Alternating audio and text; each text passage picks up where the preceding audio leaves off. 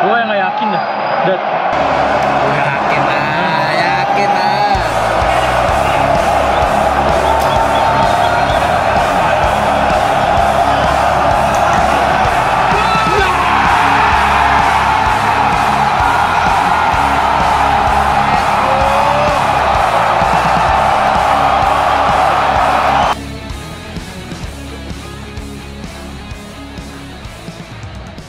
Soal defense, kalau kalian lihat tadi nonton lagi, ya, itu satu-satunya syutingan yang dilakukan oleh pemain Korea Utara ke gawang kita.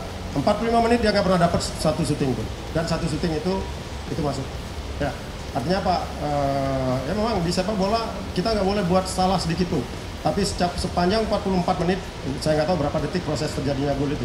Tapi 44 menit sekian detik, semua pemain bertahan kami bermain dengan cukup bagus, ya, cukup disiplin.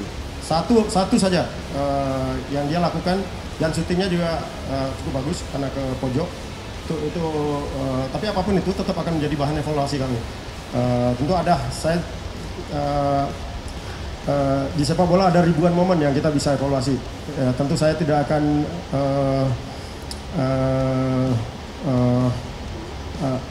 mengabaikan ada ribuan momen juga hal yang baik yang dilakukan oleh semua pemain belakang tadi.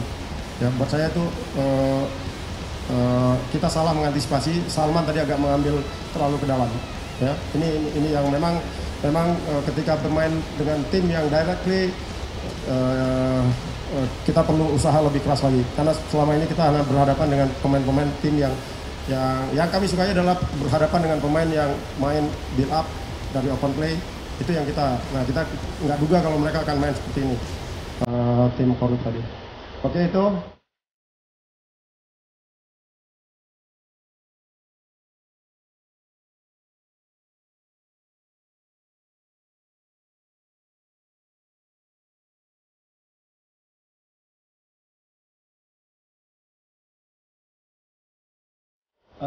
Untuk pertandingan penalti saya 2 kali itu saya sangat percaya diri, saya sangat yakin sama diri saya sendiri. Ya, di latihan juga saya sering melakukan penalti, sering melakukan latihan juga saat penalti.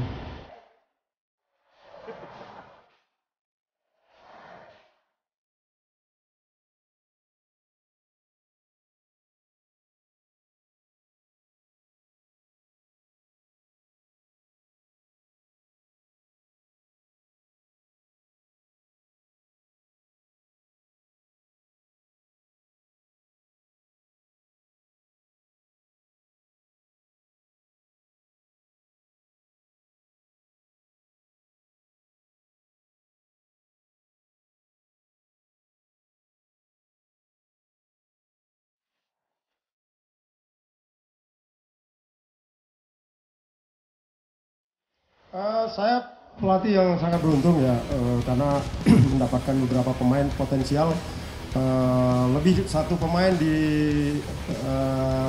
setiap posisi. Ini tentu menguntungkan setiap pelatih. Theo brilian, kemudian ada beberapa pemain lagi yang punya karakter yang berbeda. Tentu kami punya pertimbangan kenapa Theo main di babak pertama dan brilian saya masukkan di babak kedua.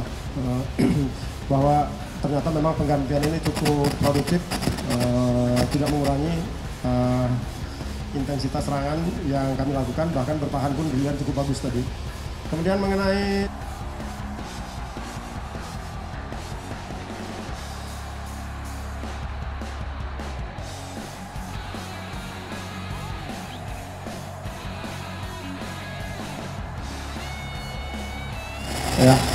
soal Supri, saya kira dari kemarin saya sudah sampaikan bahwa Supri tidak cedera serius, ya. Supri tidak cedera serius. Saya sengaja memang simpan Supri untuk babak kedua karena saya butuh pemain-pemain yang bisa memberikan perubahan ketika masuk, bisa memberikan tekanan ketika masuk. Supri dengan kecepatannya, dengan akselerasinya sudah menunjukkan itu. Jadi kami tentu punya pertimbangan matang. Tidak dilanjutkan saya sebagai pelatih untuk memaksakan pemain sakit saya turunkan kalau tanpa pertimbangan itu. Ya. Jadi kenapa saya mainkan Supri memang karena memang dia layak main dan itu strategi kami untuk dari babak pertama pun kalau saya mau pasang dia siap main. Ya.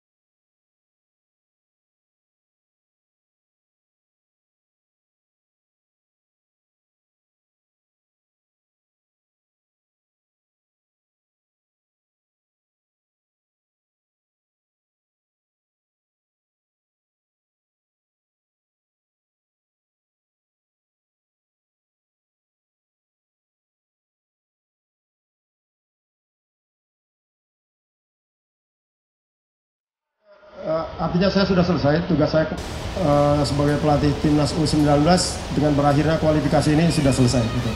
Jadi saya berpesan kepada seluruh pemain juga siapapun nanti yang akan menjadi pelatih mereka di Piala Asia atau di Piala Dunia mereka harus tampil jauh lebih hebat dari apa yang mereka perlihatkan sekarang ini. Buat saya yang paling penting adalah sudah memberikan kontribusi yang maksimum, sudah memberikan rasa bangga kepada seluruh sepak bola Indonesia.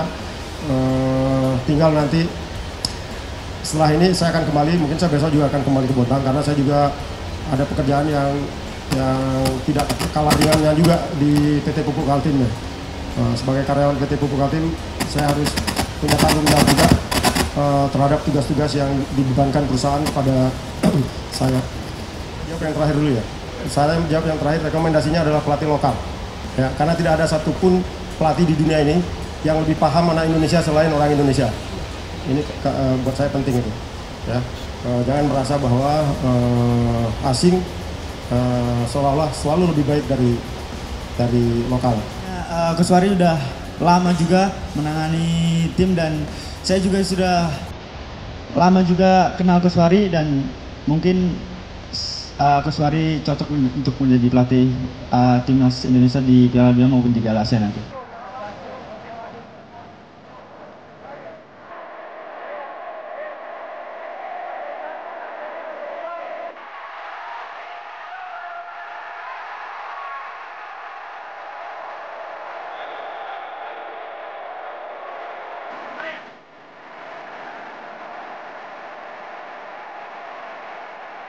Ya mungkin pandangan kalian, pandangan masyarakat itu berbeda dengan apa yang saya lihat ya. Ini sepak bola, setiap orang bebas beropini. Ya.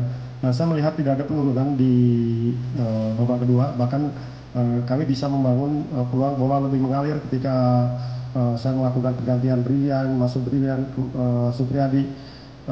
Yang mungkin kalian lihat, yang mungkin teman-teman lihat di sini adalah ketika mereka direct play, nggak ada satupun pemain di dunia ini yang bisa mengantisipasi, bisa lompat 10 meter untuk duel bola heading di atas. Ya, itu yang kondisi di lapangan. Ya, ball possession kami tetap masih menang.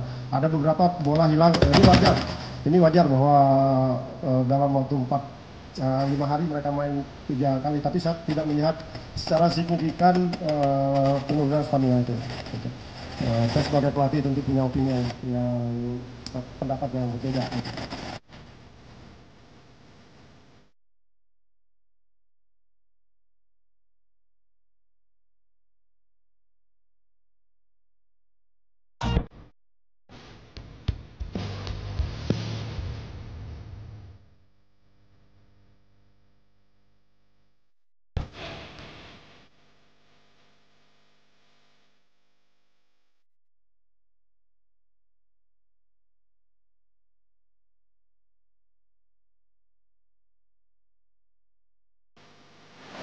dan ini stadion yang baru saja direnovasi. Saya merasa kayak orang kampung bisa main di stadion sebesar ini, kayak merinding aja. Saya sempat menetes air mata. Saya ingat pesan bapak juga, main enjoy, yang penting nikmati setiap pertandingan, dan kalau ada kesempatan pasti cetak gol. Saya sepakat apabila pemain-pemain 23 pemain yang sekarang ada di U19 ini itu bisa diberikan menit bermain di Liga 1. Ketika mereka didaftar sebagai pemain di Liga 1, tentu harus hati-hati menggunakan tenaga mereka. Ya, artinya kapan mereka mesti main, kapan mereka mesti diserahkan, lawan siapa mereka mesti main. Ini kan ini dalam rangka kita merawat aset kan gitu. Ya kan? Mereka adalah masa depan sepak bola kita. Kalau anak usia seperti ini kita umbar, kita paksakan mereka main seperti layaknya pemain profesional, tentu kita gak akan bisa menikmati apa yang mereka perlihatkan hari ini di 5-6 tahun yang akan datang. Jadi harus ada kesabaran, harus ada kecerdasan juga untuk klub ketika mereka mendaftarkan pemain ini sebagai pemain di Liga 1.